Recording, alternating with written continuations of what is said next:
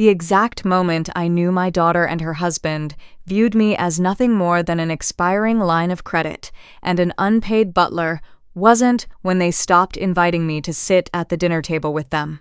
It was when Brad threw my late wife's cedar sewing box into a heavy-duty black garbage bag, looked me dead in the eye, and told me I had until morning to sign over my remaining bank accounts or find a sidewalk to sleep on. I stood there in their pristine, sterile kitchen, the smell of the rosemary chicken I had spent 3 hours preparing still thick in the air. My hands were stained with garlic and olive oil. I looked at Chloe, my own flesh and blood, hoping to see a flicker of the little girl I used to carry on my shoulders through the county fair. Instead, she just crossed her arms, checked her smart watch, and tapped her foot against the designer hardwood floors. Floors that, ironic as it was, my money had paid for. To give you some context, I'm 64 years old. My name is Arthur. 2 years ago, my wife Sarah passed away after a brutal battle with cancer. When she died, a large part of me went with her.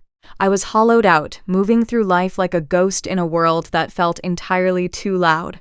Chloe, my only child, came to me 3 weeks after the funeral with tears in her eyes. She told me she couldn't bear the thought of me living alone in our old 4-bedroom colonial. She said she and Brad were buying a larger place in a wealthy suburb just outside Chicago, and they wanted me to live with them. They said they wanted to take care of me. I was vulnerable, grieving, and entirely blind to what was actually happening. I sold the colonial. I gave Chloe and Brad $250,000 as a down payment for their new $500,000 suburban dream home. The agreement, at least the one we spoke out loud, was that I would have the finished garden-level suite, my own privacy, and a quiet place to live out my retirement. But agreements mean nothing to people who see other human beings as stepping stones. The shift happened within 30 days of moving in. The garden-level suite suddenly became Brad's home office and media lounge. I was moved into a small, windowless spare bedroom tucked behind the laundry room on the upper floor. Then came the expectations. It started with small requests. Arthur, since you're up, could you throw this load in the dryer? Arthur, we're running late, could you prep dinner? Within 6 months, I was the designated housemaid. I woke up at 5 in the morning to shovel the driveway before Brad left for his job at a mid-tier logistics firm. I mowed the lawn, I scrubbed the toilets, and I cooked every single meal. If dinner was 5 minutes late, Brad would sit at the head of the table, sigh loudly, and mutter about how hard it was to support a household where not everyone pulled their weight. I swallowed my pride. I did it because I loved my daughter, and because the grief of losing Sarah made me terrified of being completely alone in the world. I convinced myself that this was just how modern families operated. I was wrong. The true nature of their setup became undeniably clear on a freezing Tuesday evening in late November. The wind was howling off Lake Michigan, rattling the double-paned windows of the kitchen. I had just finished scrubbing down the stovetop after cooking a full prime rib dinner for Brad, Chloe, and 2 of Brad's colleagues from work. During the entire dinner, I wasn't permitted to sit at the table. Brad had pulled me aside around 4 o'clock, placing a heavy hand on my shoulder with a smile that didn't reach his eyes. "Hey, Artie," he had said, his voice dripping with condescension. "We've got some high-level executives coming over tonight. Company strategy stuff. It might be a little awkward with you there, given you've been out of the corporate world for so long. Why don't you eat upstairs in your room? I brought home some paper plates so you don't have to worry about extra dishes." I ate a lukewarm slice of meat on a paper plate while sitting on the edge of my twin bed, listening to the muffled sounds of laughter and clinking wine glasses downstairs. When the guests finally left around 10, I came down to clean up the mess. That's when Brad and Chloe caught me. Brad didn't even wait for me to put down the dish towel. He walked over, leaned his hips against the kitchen island, and watched me sweep up crumb trails. His face was flushed from the expensive Cabernet they'd been drinking. Cabernet he'd charged to the supplementary credit card I gave them for emergencies.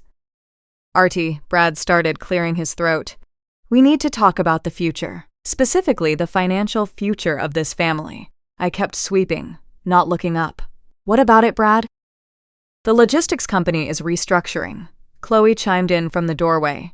She was swirling the remnants of her wine in a glass. She wouldn't look me in the eye. Instead, she was staring at the granite countertops.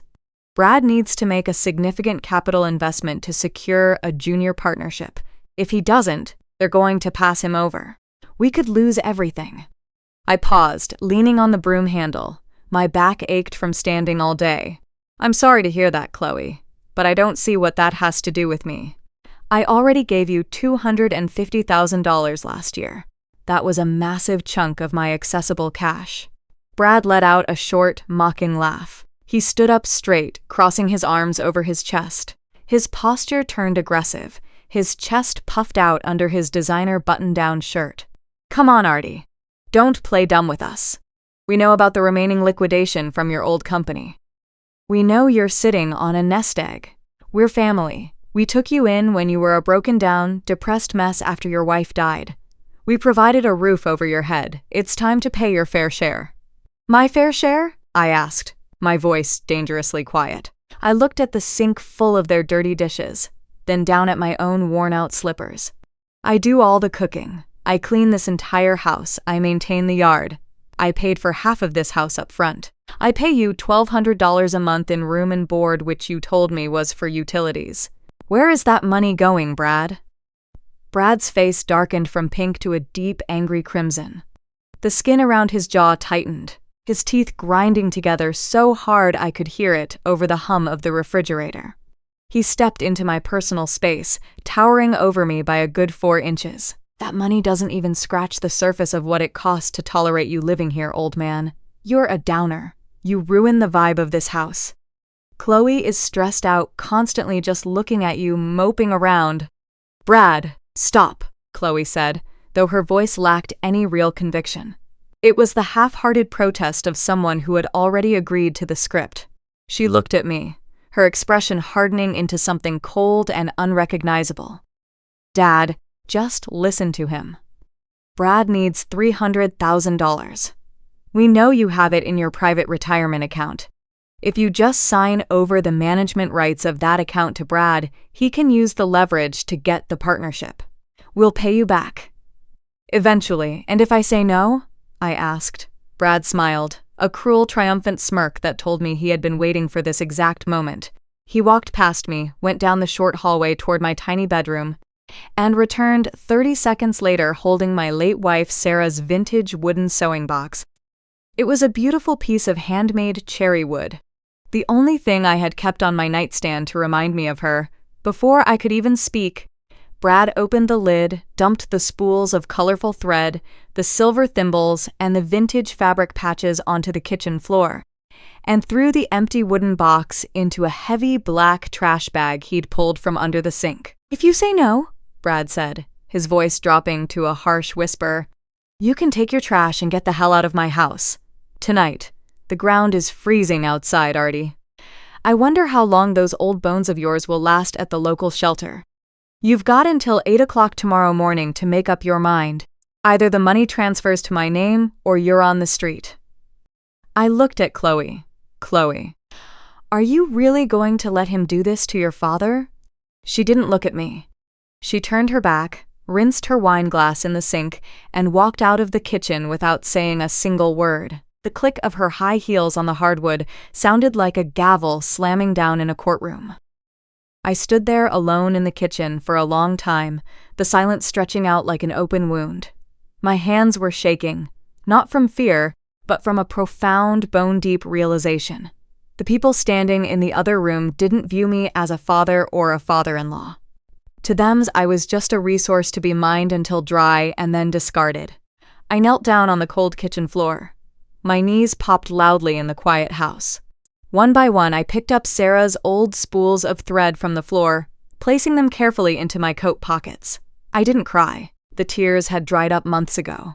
Instead, a strange, crystalline clarity settled over me. They wanted to see what I was worth? Fine, I would show them. But not tonight, and certainly not on their terms. The next morning at 7:30, I didn't hand Brad a signed transfer document. Instead, I walked out the front door carrying 2 suitcases and the black trash bag containing the ruined remnants of my belongings.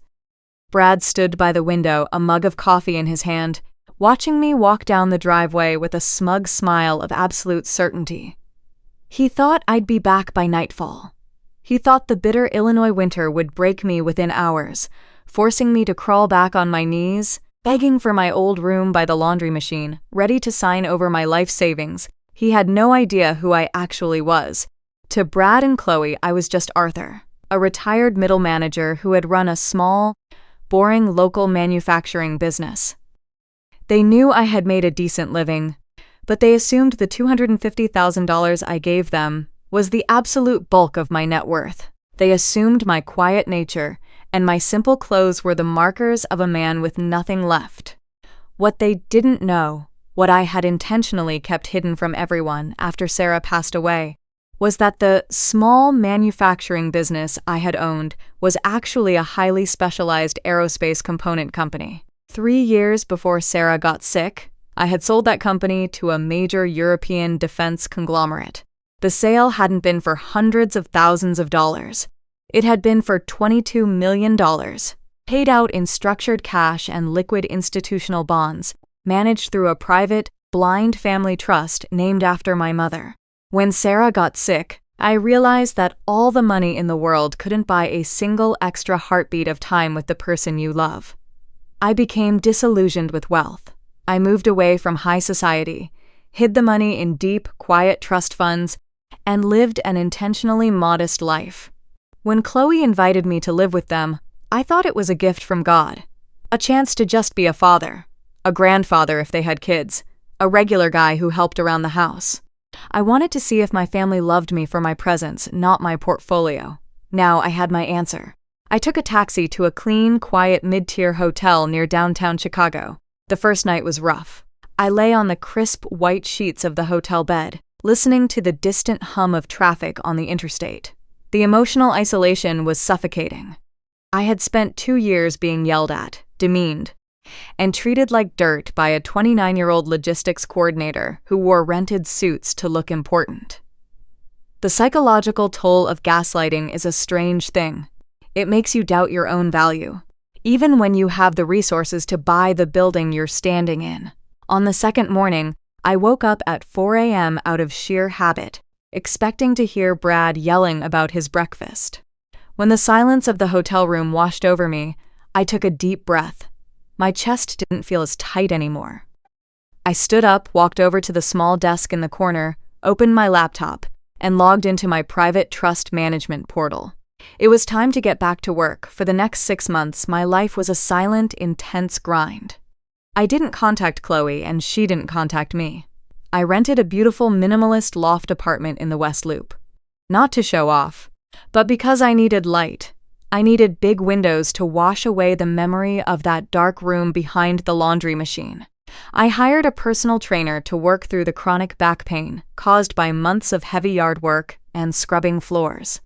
I started eating well, sleeping 8 hours a night, and re-engaging with my old financial advisors and legal team.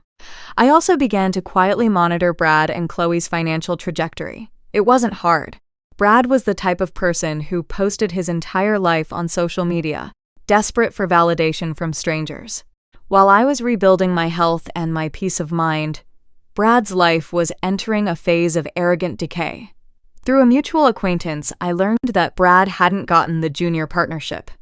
In fact, his firm had passed him over entirely because of his aggressive, entitled attitude and poor performance. But instead of cutting back on expenses, Brad went into overdrive to maintain the illusion of success. He bought a brand new, top-of-the-line European luxury SUV on a high-interest 84-month lease. Chloe posted photos of them vacationing in Cabo, drinking champagne on a rented yacht, tagging it living our best life and blessings. But my legal and financial contacts in the area told a completely different story.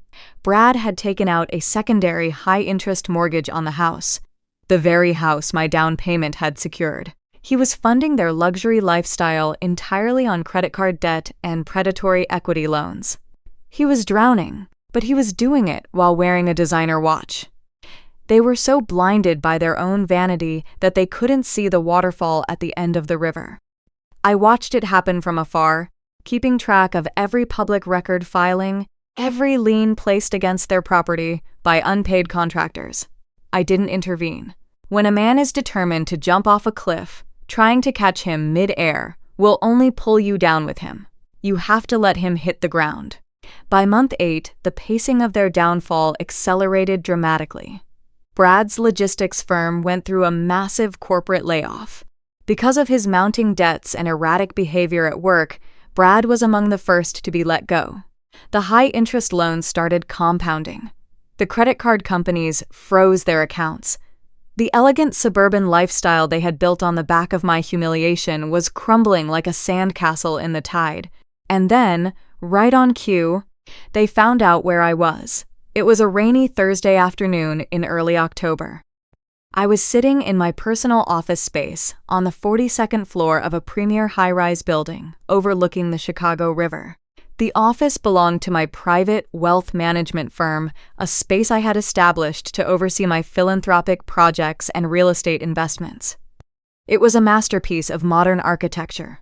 Floor-to-ceiling glass, Italian white marble floors, minimalist walnut furniture, and an unobstructed view of the skyline. It was an environment of absolute quiet power. My assistant, a sharp, professional young woman named Rebecca, buzzed my desk phone. "Arthur, I'm sorry to disturb you," Rebecca said, her voice sounding slightly strained.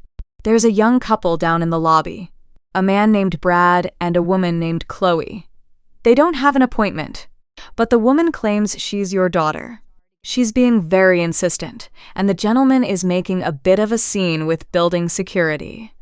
I leaned back in my leather ergonomic chair, looking out at the rain streaking across the massive glass windows. I felt a slight flutter in my stomach, a residual echo of the old anxiety from the kitchen, but it vanished as quickly as it came. I looked down at my hands. They were clean, manicured, and strong. "Let them up, Rebecca," I said calmly. "And please have 2 of our floor security guards stand just outside my door. Don't let them enter unless I signal, but keep them visible." 5 minutes later, my heavy walnut office doors swung open. Brad and Chloe walked in. Or rather, they stumbled in, looking like 2 people who had been caught in a historical storm. The contrast between who they were a year ago and who they were now was staggering. Chloe wasn't wearing her designer outfits. She was in a faded track jacket, her hair pulled back into a messy, greasy bun. Her eyes were red-rimmed, surrounded by deep, dark circles of exhaustion. Brad looked even worse. His expensive suit was wrinkled, the collar of his shirt slightly yellowed. He had lost weight, but not in a healthy way. His cheeks were sunken, his posture slumped and defeated. The arrogant, chest-puffing man who had thrown my wife's sewing box into a trash bag was completely gone.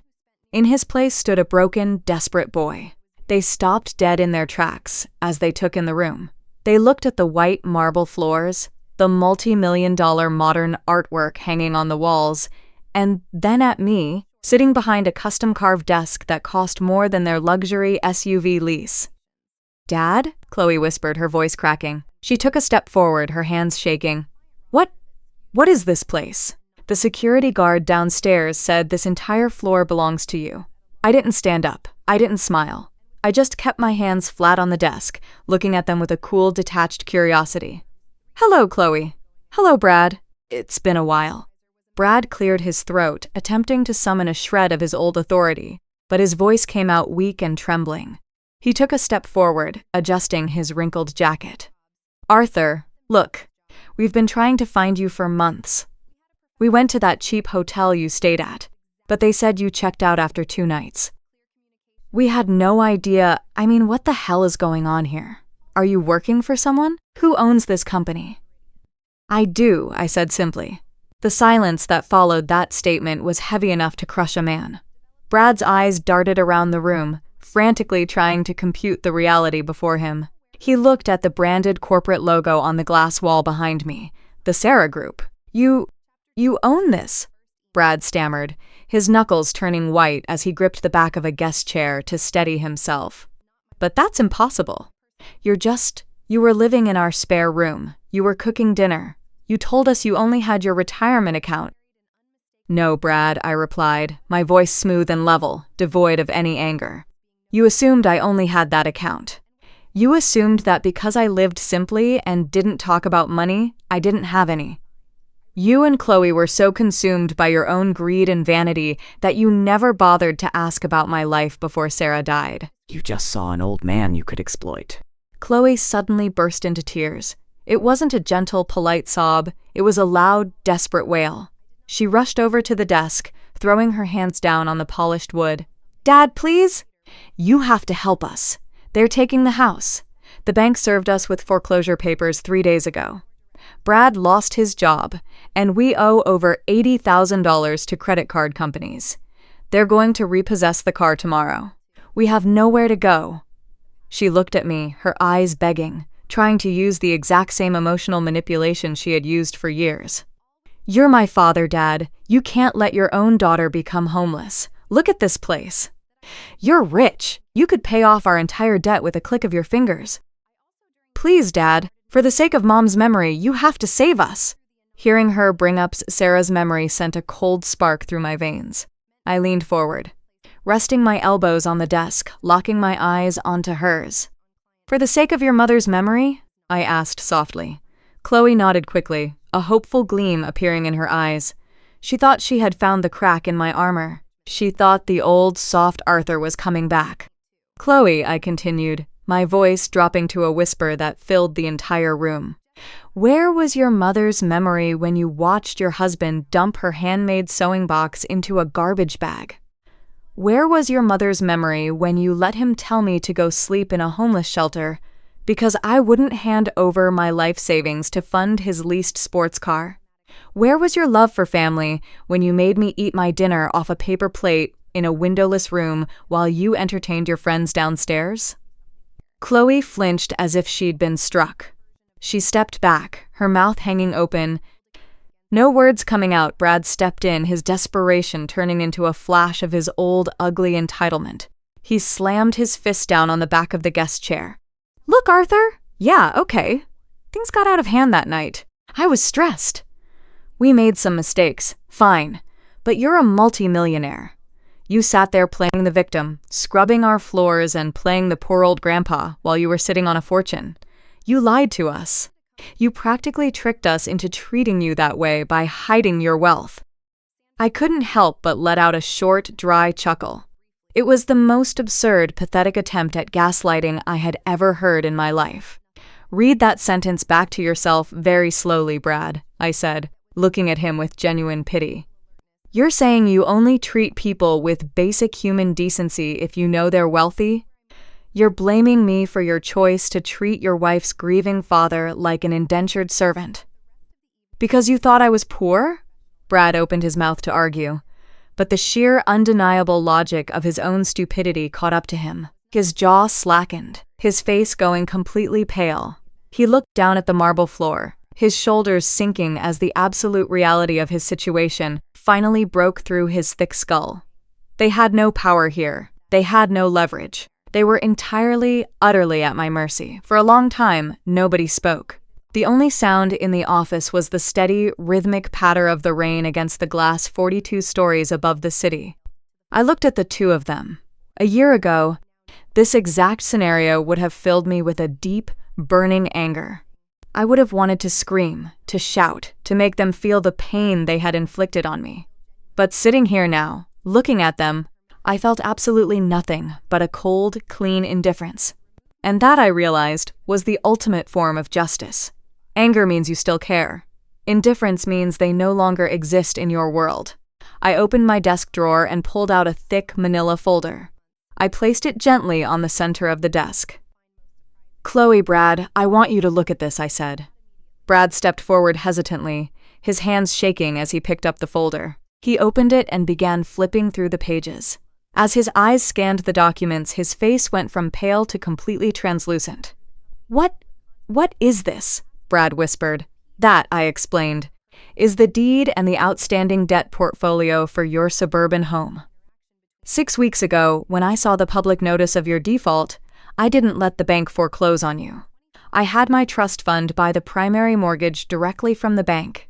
I also bought up your secondary equity loans and your outstanding vehicle lease debt through a subsidiary collection agency." Chloe gasped, a look of pure, unadulterated joy instantly breaking through her tear-stained face. She clapped her hands together, stepping toward the desk again. "Oh my God, Dad, you bought the debt? You saved the house! Thank you! Thank you so much! I knew you wouldn't abandon us." "Sit down, Chloe," I said. My voice wasn't loud, but it possessed an icy weight that stopped her dead in her tracks. She slowly lowered herself into one of the leather guest chairs, her joy instantly freezing back into terror. "I didn't buy your debt to save you," I said, looking directly into her eyes. "I bought your debt so that I could become your sole creditor. The bank is a corporate entity bound by lengthy bureaucratic regulations regarding foreclosure and asset repossession. I, however, am a private individual with a highly efficient legal team." Brad's hands shook so violently that the papers in the folder rattled like dry leaves. "Arthur, what are you saying?" "I'm saying that as of 9 o'clock this morning, the eviction notice has been officially filed with the county sheriff," I replied smoothly. "You have exactly 48 hours to vacate the property. Every single piece of luxury furniture you purchased on credit will be repossessed by my subsidiary company on Monday morning. The luxury SUV is currently being hooked up to a tow truck in your driveway as we speak. I've already instructed the recovery team." Chloe let out a choked, terrified scream. "Dad, no! You can't do this to us! We're your family! Where are we supposed to go?" "You can do what you told me to do," I said, my voice completely flat, devoid of malice or triumph. "You can find a local shelter, or you can find a cheap windowless room somewhere and try to pull your own weight. I hear the winter is going to be very cold this year. Arthur, please," Brad begged, dropping his clipboard to the floor and falling to his knees right there on my office floor. He grabbed the edge of my desk, his tears spilling onto the polished wood. "I'll do anything. I'll work for you. I'll clean this office. I'll scrub your floors. Just don't take the house. Don't ruin my credit forever. We won't be able to rent an apartment anywhere if you do this." I looked down at Brad, kneeling on the floor, begging for mercy from the man he had tried to destroy. I remembered the feeling of my knees popping on his kitchen floor as I picked up my dead wife's sewing spools while he laughed. "The answer is no, Brad," I said quietly. "And it's not because I'm angry. It's because this is the natural consequence of your own choices. You built a life based entirely on the exploitation of others, on vanity, and on cruelty. You thought money gave you the right to treat human beings like garbage. Now you're going to learn what it feels like to be on the other side of that equation." I looked past them and gave a slight nod toward the door. The two large corporate security guards I had stationed outside walked into the office. They stood behind Brad and Chloe, their expressions stoic and unyielding. "Rebecca," I said through the intercom, "please escort Mr. and Mrs. Miller out of the building. They are no longer permitted on the premises, and their access credentials to the public parking garage are to be revoked immediately." Chloe tried to grab my arm as the guards gently but firmly took hold of her elbows, but I simply turned my chair around, facing the massive glass window, looking out over the Chicago River. I listened to the sounds of their crying, their desperate pleas, and their final useless curses as they were led down the hallway. The heavy walnut doors clicked shut, and the absolute, beautiful silence of my office returned. I sat there for a long time, watching the rain fall over the city. I reached into my coat pocket and pulled out one of Sarah's old spools of thread, a bright, vibrant blue silk thread that hadn't faded at all. I placed it gently on the center of my desk, a single, quiet piece of my past sitting in the middle of my vast, wealthy present. I didn't feel a surge of malicious joy. I didn't feel like celebrating. What I felt was a profound, clean sense of absolution. The debt had been paid, not in dollars, but in truth. Money is a strange thing. People think it changes you, but it doesn't. Money is just an amplifier. If you are a kind, humble person, wealth allows you to be a force for peace and generosity in the world. But if you are cruel, entitled, and small-minded, wealth is just a magnifying glass that exposes your rot to the world, until the structure can no longer support its own weight. Brad and Chloe didn't lose their home because I was cruel. They lost their home because they forgot a fundamental truth about human existence.